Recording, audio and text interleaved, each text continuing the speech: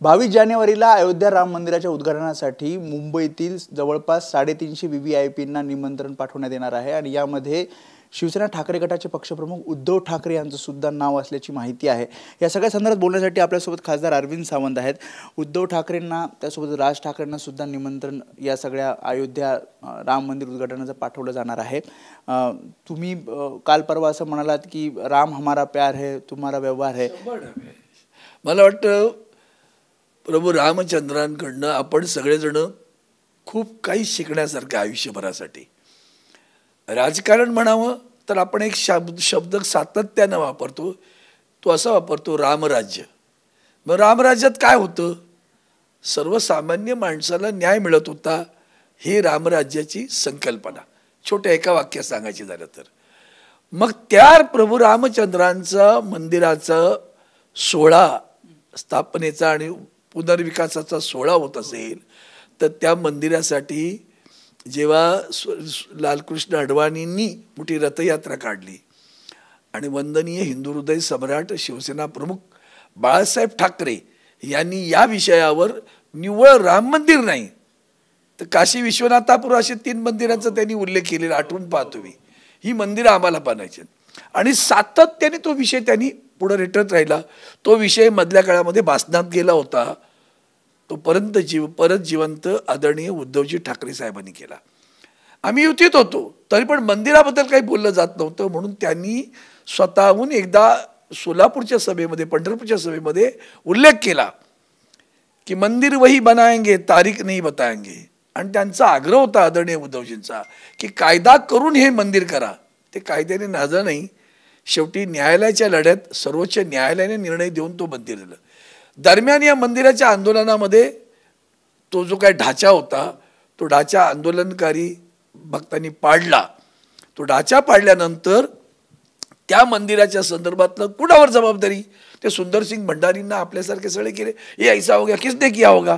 हाँ हमने नहीं, अगर किया होगा तो शिवसैनिकों ने किया होगा। आदरणीय वंदनीय शिवसेना प्रमुखांकडे ही बातमी घेऊन चाले, तुम्हाला काय म्हणायचं? त्यांनी सांगितलं जर माझ्या शिवसैनिकांनी हा ढाचा पाडला असेल तर त्यांचा मला गर्व आहे असं म्हणणारे शिवसेना प्रमुख, त्यांना त्यांचा विसर बरोबर यांना पडतो आणि जाणीवपूर्वक पाडला जातो, कारण यांना स्वतःचाच डांगोरा पिटायचा आहे। आणि ही खरी नीव आहे। आणि त्याच्यामध्ये त्या शरयू नदीमध्ये अनेकांची प्रेतं वाहून गेली। त्या सगळ्या सेवा करणारी जी सगळी मंडळी होती सेवेकरी, त्या सगळ्या लोकांचं त्यांचा मृत्यूसुद्धा याचा खरा पाया येतो त्यांनी केलेल्या आंदोलनाचा। त्यांची आठवण कुठे होते लोकांना कोणाला? आणि म्हणून या संदर्भात जेव्हा हे मंदिराचं काम सुरू व्हायच्या अगोदर सुद्धा आदरणीय उद्धवजी मुख्यमंत्री व्हायच्या अगोदर पण गेलो, मी स्वतः सोबत होतो, आम्ही स्वतः सोबत होतो, सगळे दर्शन घेतलं।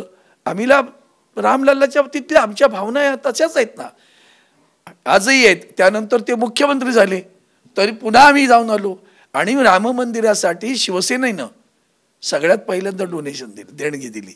आता खरं तर सांगू नये कारण ते देवासाठी, पण सांगावं लागतं कारण हे सगळे व्यापारीच लोक आहेत, दुकानदार, त्यांना सांगावं लागतं हमने भी कुछ किया। व्यापार कसं चालू आहे तुमचं? थेट म्हणणं आहे की मी काल म्हणालो असं की आपके लिए राम है ना, व्यापार है, हमारे लिए राम प्यार है, श्रद्धा है, प्यार है।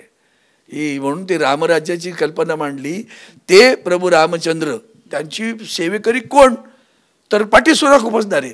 अरे त्या राजा दशरथांनी जेव्हा प्रभू रामचंद्रांना जायला तुम्हाला वनवासात जावं लागेल कैकईसाठी म्हणाले नाही तर प्रभू रामचंद्र कोण कैकई? सावित्री, तिचं कशाला ऐकू मी, सावध राहायचं, नाही तर मी चाललो दुसऱ्या राज्यात जाऊन जातो। नाही गेले ते गेले वन। आदेश, आत्ताच्या भाषेत आदेश पाळला बरं का, आज्ञा, वडिलांची आज्ञा पाळली, ती शिरसावंद्य म्हणून वनवासात गेले। लक्ष्मणासारखा भाऊ, सीतेसारखी पत्नी सोबत होती। 14 वर्ष कशासाठी केलं होतं तर तिला भरताला आपल्या गादीवर बसवायचं होतं। मग भरत गादीवर बसले का? नाही ना, प्रभू रामचंद्रांच्या पादुका भरताच्या गादीवर ठेवल्या आणि त्यांनी कारभार पादुका ठेवून गेला। आताच्या काळात सुरख उपसून जायला कोचीवर बसतात आणि तरी जातात बरं का प्रभू रामचंद्राची पूजा करायला। हे सगळा विरोधाभास आहे।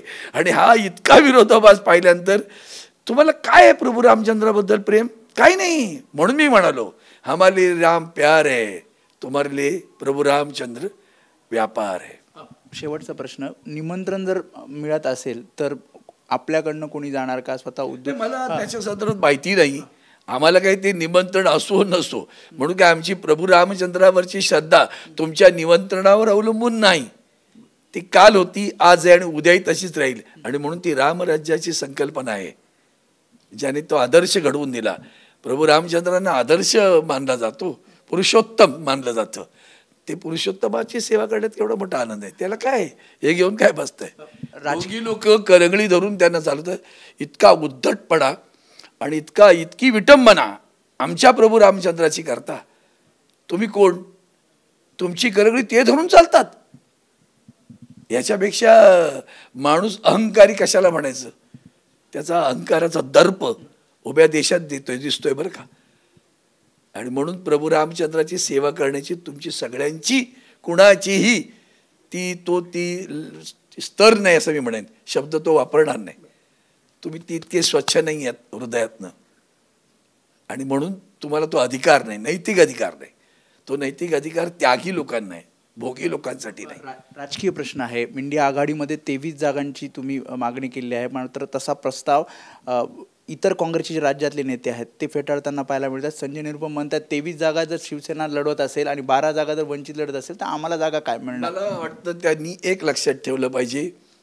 गेल्या लोकसभेमध्ये दोनही, मागच्या वेळेला पण जेव्हा अशोक चव्हाणवरील खासदार होते तेव्हा सुद्धा, आणि आत्ता तर लोकसभेमध्ये 16व्या फक्त उभ्या महाराष्ट्रातून काँग्रेसचा एकच खासदार होता.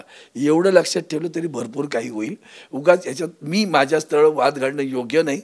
आदरणीय उद्धवजी आहेत, राहुल गांधीजी आहेत, शरद पवार साहेब आहेत, हे थोर दिग्गज नेते आहेत. त्यांना कळतं ह्याच्यातनं काय करायचं. आम्ही आमच्या तोंडाच्या वाफा कशाला टाकतो? ठाम राहतील ते. पण एक गोष्ट हा निश्चितपणे म्हणून एक गोष्ट सांगितली मी मुद्दाम. आणि ते जे एक होते काँग्रेसचे खासदार तेही खरं तर शिवसैनिक होते बरं का. बाळू धानोरकर, म्हणजे आम्ही त्याला बाळूच पडायचो, बाळू धानोरकर हे शिवसैनिक होते. ते आमदार होते शिवसेनेचे, ते तिथे खासदार म्हणून आले. उभ्या महाराष्ट्रात काँग्रेसचे एकमेव खासदार होते. हे लक्षात ठेवून आपण बोललं पाहिजे. आपण बोलूच नाही करत, ते बोलण्याचं काम करतील. मुंबईची जागा आम्हाला पाहिजे असं काँग्रेस सगळे मागतील. त्यांना काय, ते काय 48 पण मागू शकतात, त्याच्यात काय मोठं गड. आपण त्या भानगडीत पडू इच्छित नाही. ते आदरणीय उद्धव, हां, मला निश्चितपणे माहिती आहे ना आमच्या जागा आम्ही आणि उद्धवजी साहेब ठाकरे या संदर्भात निश्चितपणे सगळ्यांना बरोबर घेऊन सामंजस्यानं जे देशात घडलं नाही ती आघाडी ते व्यवस्थित घडेल आणि कारभार करू. त्यामुळे होते खासदार अरविंद सावंत ते म्हणतात राम मंदिरासंदर्भात त्यांनी वक्तव्य केलं, राम हमारा प्यार है, बाकी व्यापार करत. आणि दुसरं म्हणजे 23 जागांवर इंडिया आघाडीमध्ये राज्यातल्या 23 जागांवर शिवसेना ही ठाम आहे आणि अशा प्रकारचा प्रस्ताव सुद्धा त्यांनी समोर ठेवला. कॅमेरामॅन सचिन शिंदेसह मी वेदांत नेब, एबीपी माझा, मुंबई. एबीपी माझा, उघडा डोळे बघा नीट.